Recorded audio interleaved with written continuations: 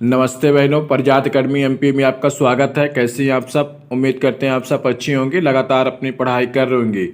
महिला पर्यवेक्षक भर्ती का जब से रिजल्ट आया है तो लोगों के मन में तीन ही सवाल हैं कि क्या रिजल्ट में गड़बड़ी हुई है, हमारी सर इतनी वेटिंग लिस्ट है क्या वो क्लियर हो जाएगी, क्या इसका दोबारा रिजल्ट आएगा। इस वीडियो में हम बात करेंगे। अगर आप प्रजात अकेडमी एमपी में पहली बार चैनल को सब्सक्राइब कर सकते हैं। वीडियो अच्छी लगे तो वीडियो को लाइक भी कर सकते हैं और कमेंट करके बताइएगा कि इन तीनों क्वेश्चनों में क्या रिजल्ट में गड़बड़ी हुई है, आपकी कितनी वेटिंग लिस्ट है और आपके अनुसार क्या दोबारा रिजल्ट आना चाहिए कि नहीं। आप लोग कमेंट भी कर सकते हैं। चलिए शुरू करते हैं आज की वीडियो को। इस वीडियो में तीनों सवालों के जवाब हम आपको दे देंगे। सबसे पहले बात कर लेते हैं रिजल्ट में गड़बड़ी के लिए। रिजल्ट में निस्संदेह गड़बड़ी हुई है क्योंकि जो जनरल की और ओबीसी की सीटें हैं उसमें अधिकतर सीटें दिव्यांग कोटे में चली गई हैं। दिव्यांग कोटे का हम बिल्कुल भी विरोध नहीं कर रहे हैं कि दिव्यांग कोटे में उनको सीट क्यों दी गई, लेकिन ये एक निश्चित कोटा होना चाहिए कि दिव्यांग इतनी वैकेंसी में से इतनी वैकेंसी दिव्यांग कोटे को जाएगी, ना कि जनरल और ओबीसी से सीटें निकाल के आप दिव्यांग कोटे को दे सकते हैं। कुल मिला के जनरल की 32 पद थे, उसमें मात्र 17 से 18 पद जनरल के बच्चे सेलेक्टेड हुए हैं। अधिक शेष 10 बच्चे हैं वो दिव्यांग कोटे से सिलेक्शन लिए। 5 पदों पे वैकेंसी में 5 पद होल्ड कर दिए गए। ये कहाँ तक सही बात है कि दिव्यांग कोटे के लिए आप लोग जरूर सीटें सरकार निर्धारित कर दे कितनी, अगर 600 वैकेंसी आई तो इतनी सीटें दिव्यांग कोटे के लिए। दिव्यांग कोटे का हम बिल्कुल भी विरोध नहीं करें कि दिव्यांग कोटे को सीट क्यों दी गई, लेकिन दिव्यांग कोटे को जनरल से निकाल के ओबीसी से निकाल के आप सीट नहीं दे सकते। आपको उनके आरक्षण के पहले ही कुछ सीटें उनके लिए निर्धारित कर दीजिए कि आप इतनी सीटें पे फाइट करेंगे, ना कि जनरल और दिव्यांग ओबीसी से आप सीटें निकाल के दिव्यांग कोटे को दें। दिव्यांग कोटे का विरोध हम बिल्कुल भी नहीं कर रहे हैं, उनके लिए सीट होना बहुत ज़रूरी है, लेकिन ये भी ज़रूरी है कि जनरल और ओबीसी का हक ना मारा जाए। उनकी जो सीटें उनके लिए ही रहे, क्योंकि जनरल में तो अनरिजर्व कैटेगरी रहती है तो उसमें जो ओबीसी से ज़्यादा नंबर पाते हैं वो जनरल में शिफ्ट हो जाते हैं। इसी प्रकार ईडब्ल्यूएस के शिफ्ट हो जाते हैं, एससी के शिफ्ट हो जाते हैं, एसटी के शिफ्ट हो जाते हैं। जनरल में तो जनरल में तो सबसे ज़्यादा नुकसान तो जनरल वाले बच्चों का हो रहा है, इसलिए जनरल वाले बच्चों का आप लोग प्रकोप मत ढाइए। अगर उनका सिलेक्शन जनरल वाले सीट में नहीं होगा तो उनका सिलेक्शन होगा कहाँ। आप तो अब दिव्यांग कोटे को भी शामिल करते हैं तो जनरल वाले बच्चे जाएंगे कहाँ। इसलिए अगर सरकार ऐसा कर रही है तो बहुत गलत कर रही है, क्योंकि अभी जो महिला पर्यवेक्षक भर्ती का रिजल्ट आया है तो उसमें 17 बच्चों का, सिर्फ 32 सीट में से 17 बच्चों का सिलेक्शन जनरल कैटेगरी में हुआ है। उसमें से और जो बचे 15 पोस्ट, उसमें 10 पोस्ट आप दिव्यांग कोटे में चली गई हैं, 5 पोस्ट आप होल्ड कर दिए हैं जो 87-13 के रूल के तहत। इसी प्रकार ओबीसी में ये अन्याय हुआ। ओबीसी की कुछ सीटें आप ओबीसी के मात्र 6 बच्चों का सिलेक्शन हुआ और जो कुछ पोस्ट आप दिव्यांग कोटे में दे दिए और जो कुछ इस पोस्ट बची थी आप उसको होल्ड कर दिए गए। ये 13% का रिजल्ट बहुत दिनों तक कोर्ट में अटका हुआ है। इसका कोई निर्णय आने की अभी कोई संभावना नहीं है। चुनाव के पहले, चुनाव अगर 6 से 7 महीने में अगर 87-13 का कोई रिजल्ट संभावना कोर्ट, सुप्रीम कोर्ट निर्णय नहीं देता है तो आप लोग उम्मीद यही रखिए कि चुनाव के बाद आएगा। चुनाव से पहले आरक्षण मध्य प्रदेश सरकार न जनरल को देगी न ओबीसी को देगी। हम तो कहते हैं आप किसी के एक कैटेगरी को आरक्षण दे दीजिए, चाहे आप ओबीसी को दे दीजिए चाहे आप जनरल को दे दीजिए, लेकिन जो 87-13 वाला ये रूल है इसको पूरी तरह से कंप्लीट खत्म कर दीजिए। इसमें बच्चों का ही नुकसान हो रहा है, विशेषकर जनरल कैटेगरी का और ओबीसी का। एससी एसटी ईडब्ल्यूएस के इसमें कोई नुकसान नहीं हो रहा, उनको घबराने की कोई ज़रूरत नहीं है। लेकिन जो जनरल कैटेगरी के हैं और ओबीसी कैटेगरी के बच्चे हैं उनको 87-13 के तहत बहुत ज़्यादा नुकसान होता है।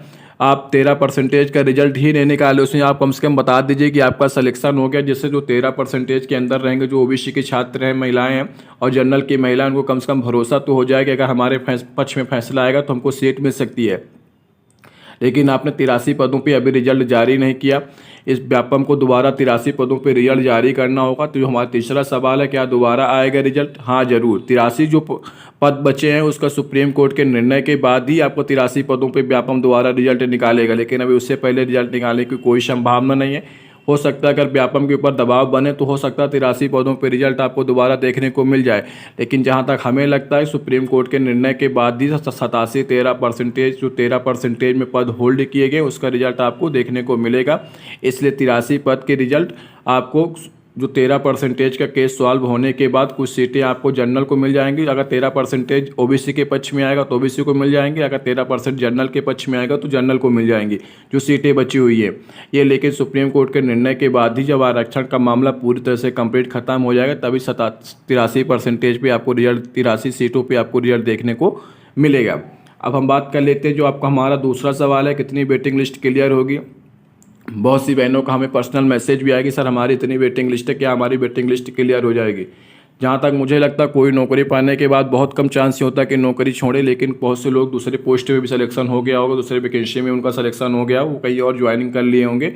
तो उम्मीद यह है कि 1 से लेकर 15 तक अगर आपकी वेटिंग लिस्ट है तो उम्मीद यह है कि आपको 6 से 7 महीने तक आपकी वेटिंग लिस्ट क्लियर होने की संभावना है। अगर 1 से लेकर 15 तक है तब, 15 से अधिक है तो 15 से अधिक वाले बहुत कम चांस है कि आपका सिलेक्शन हो पाएगा, लेकिन 1 से 15 वालों के लिए चांस है कि आपका सिलेक्शन हो जाएगा, क्योंकि बहुत से लोग अभी इस पोस्ट को छोड़ेंगे भी। उनका किसी दूसरे जैसे मुरैना का कोई लड़की अगर उसका कहीं और मुरैना से बहुत दूर कर देंगे तो लोग नौकरी करने नहीं जाएंगे, तो एक पोस्ट खाली हो जाएगा। उसी प्रकार कोई रीवा की लड़की अगर उसका मुरैना तक ट्रांसफ़र कर मुरैना में ज्वाइनिंग दे देंगे तो हो सकता है वो नौकरी करने ना जाए, तो एक आध पद आपको इसी प्रकार खाली होते जाएंगे। तो कम से कम 15 पद तक आप लोग उम्मीद लगा के रखिएगा कि 15 पद तक जिनकी वेटिंग लिस्ट है उनकी वेटिंग लिस्ट क्लियर होने की पूरी तरह से संभावना है।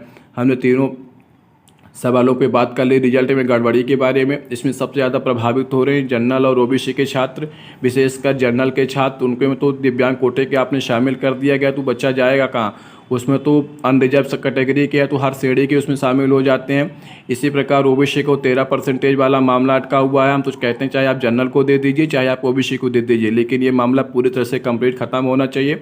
दिव्यांग कोटे का हम बिल्कुल भी विरोध नहीं कर रहे हैं, उनके लिए आवश्यक सीट होनी चाहिए, लेकिन सरकार पहले से निर्धारित कर दे कि उनके लिए कितनी, क्योंकि इसमें बहुत से लोग हैं फर्जी दिव्यांग कोटे का सर्टिफिकेट बनवा के सीटें हड़प ले रहे हैं। इसलिए सरकार को ये भी चाहिए कि दिव्यांग कोटे की विशेषकर जांच होनी चाहिए कि आप दिव्यांग कोटे किस आधार पे हैं, आप दिव्यांग कोटे का प्रमाण पत्र लगाए हैं तो आपका कहाँ से दिव्यांगता है। सरकार को ये विशेषकर दिव्यांग कोटे की जांच, क्योंकि इसमें दिव्यांग कोटे की फर्जी सर्टिफिकेट बना के उनका भी नुकसान करें जो विशेषकर दिव्यांग हैं।